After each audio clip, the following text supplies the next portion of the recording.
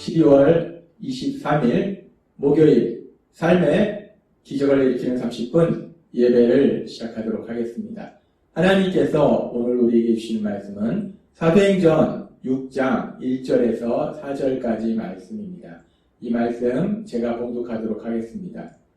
그때에 제자가 더 많아졌는데 헬라파 유대인들이 자기의 과부들이 매일의 구제에 빠짐으로 히브리파 사람을 원망하니 12사도가 모든 제자를 불러 이르되 우리가 하나님의 말씀을 제쳐놓고 접대를 일삼는 것이 마땅하지 아니하니 형제들아 너희 가운데서 성령과 지혜가 충만하여 칭찬받는 사람을 7을 택하라.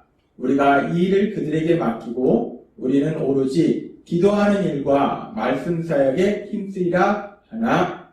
아멘. 오늘 이 시간 하나님께서 우리에게 말씀하시기 전에 하나님의 말씀을 듣기 전에 잠시 기도하는 시간 갖도록 하겠습니다.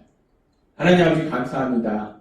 오늘도 연약하고 어리석고 미련한 저희들을 우리 하나님 사랑하셔서 우리 하나님이 친히 저희를 만나주시고 저희에게 말씀하여 주시니 감사합니다. 하나님 아버지 오늘도 주시는 말씀이 저희에게 들려지게 하시고 그 말씀이 믿어지게 하시고 그 말씀의 순종함을 인해서 하나님의 크신 영광을 나타낸 저희가 될 수 있도록 은혜 베풀어 주옵소서. 예수님의 이름으로 감사하며 기도드리옵나이다. 아멘. 사도행전은 계속해서 사도행전 2장에 나오는 오순절날 성령님의 역사. 이제 하나님께서 약속하신 바와 같이 오순절날 성령님이 예수님을 믿는 사람들에게 임하십니다. 성령님이 예수님을 믿는 사람들에게 오셔서 그들과 함께 하시고 성령님의 능력으로 역사하세요.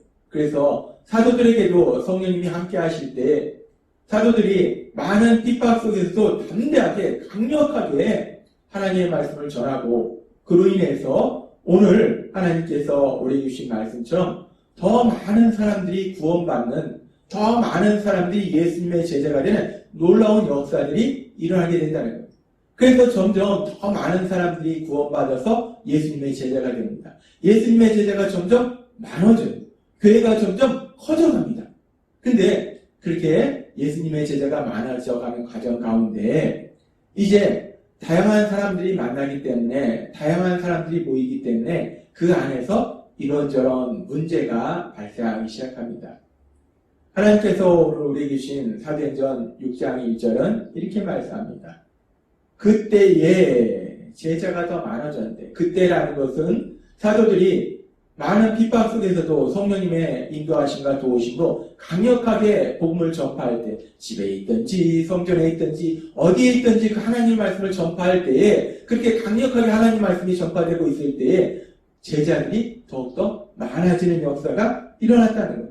근데 그러면서 말씀할 때 그때 제자가 더 많아졌는데 헬라파 유대인들이 자기의 과부들이 매일의 구제에 빠짐으로 히브리파 사람을 원망하니 라고 말씀합니다.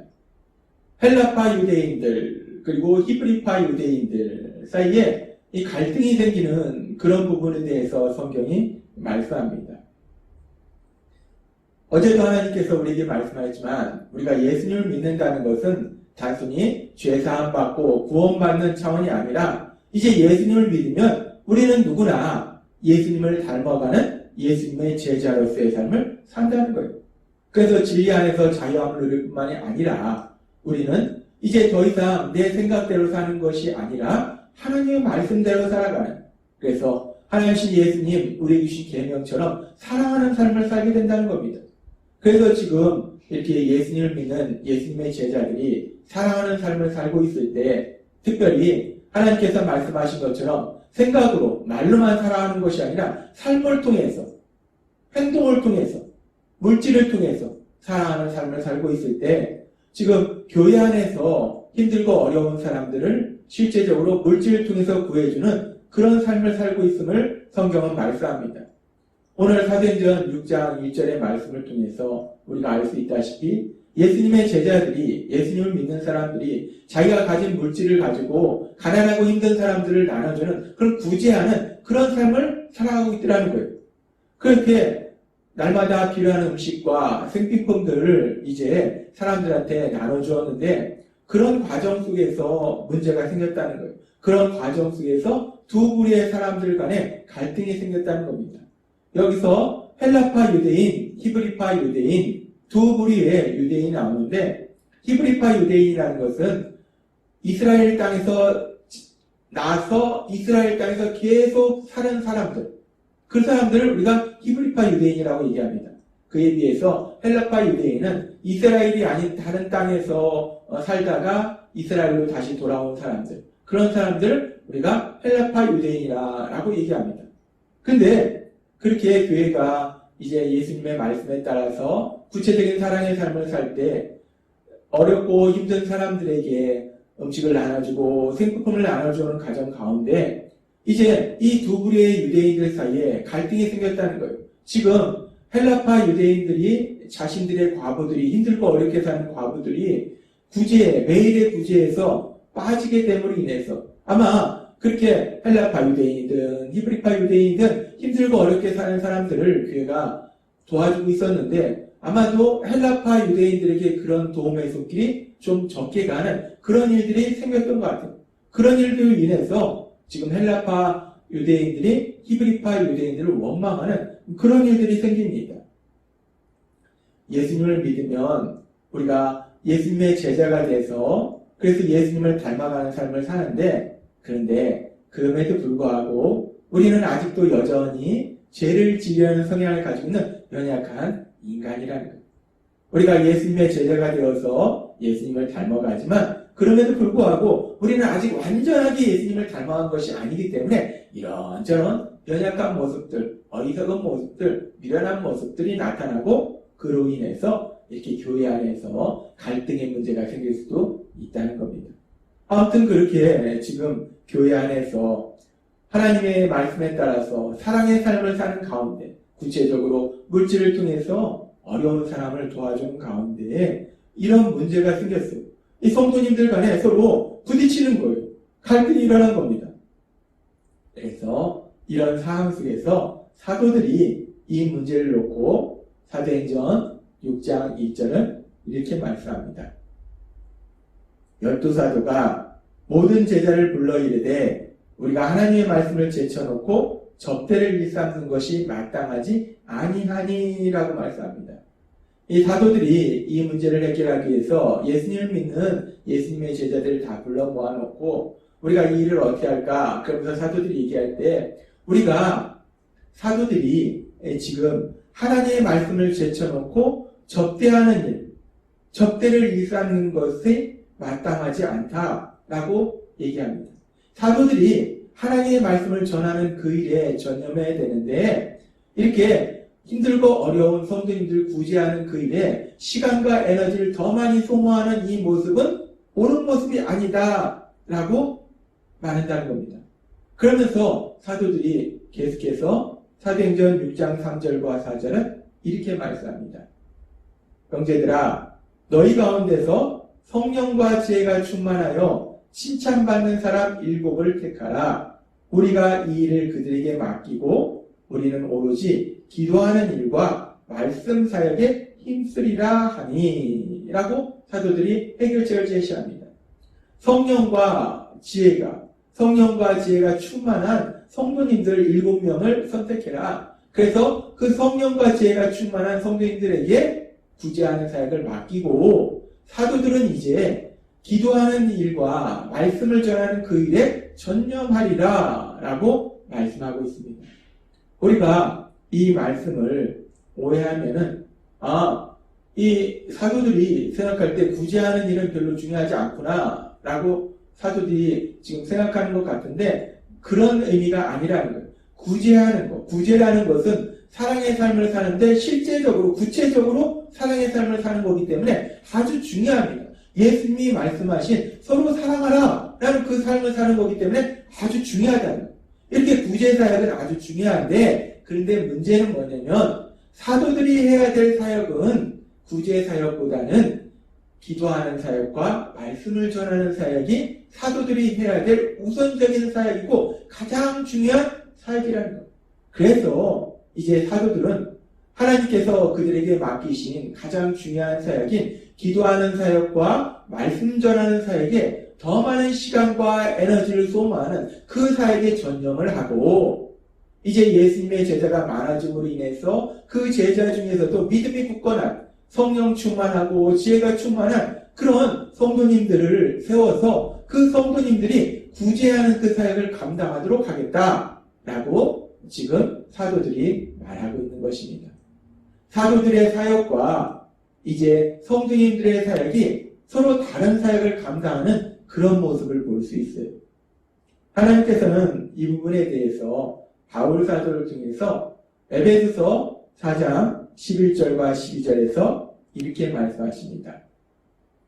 그가 어떤 사람은 사도로, 어떤 사람은 선지자로, 어떤 사람은 복음 전하는 자로, 어떤 사람은 목사와 교사로 삼으셨으니 이는 성도를 온전하게 하며 봉사의 일을 하게 하며 그리스도의 몸을 세우게 하려 하십니다. 라고 말씀합니다. 하나님께서 이제 각자에게 여러 가지 은사와 재능을 주실 때 어떤 사람들은 목사로, 어떤 사람은 복음 전하는 자로, 아무튼 이런 여러 가지 사역들을 맡기시는데 그런 사역들을 맡은 사람들의 할 일은 무엇이냐? 4장 12절의 말씀처럼 성도를 온전하게 하며 봉사의 일을 하게 하며 그리스도의 몸을 세우려 하십니다. 이 말씀은 뭐냐면 성도들을 온전한 예수님을 닮아가는 사람으로 변화되도록 도와주어서 준비시켜서 봉사의 일을 하도록 하고 섬김의 일을 하도록 하고 그를 통해서 교회를 세우도록 하기 위함이다. 즉 무엇이냐? 하나님께서 어떤 예수님을 믿는 제자들은 특별히 따로 부르셔서 성도님들이 준비될 수 있도록 성도님들이 믿음이 성장할 수 있도록 그래서 성도님들이 세상 속에서 하나님의 일을 할 수 있도록 준비시키는 훈련시키는 그런 일을 맡기셨다는 거예요. 그 일을 맡은 사람들이 사도예요.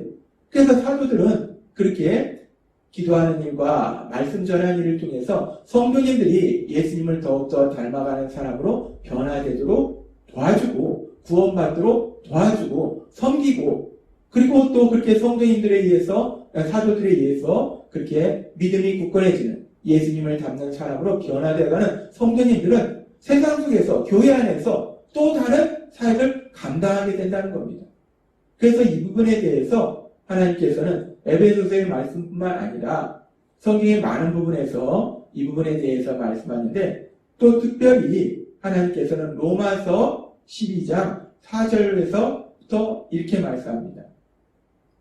우리가 한 몸에 많은 지체를 가졌으니 모든 지체가 같은 기능을 가진 것이 아니니라고 말씀합니다. 우리가 모두 예수님을 믿는 사람들은 그리스도의 몸인 교회를 이룹니다.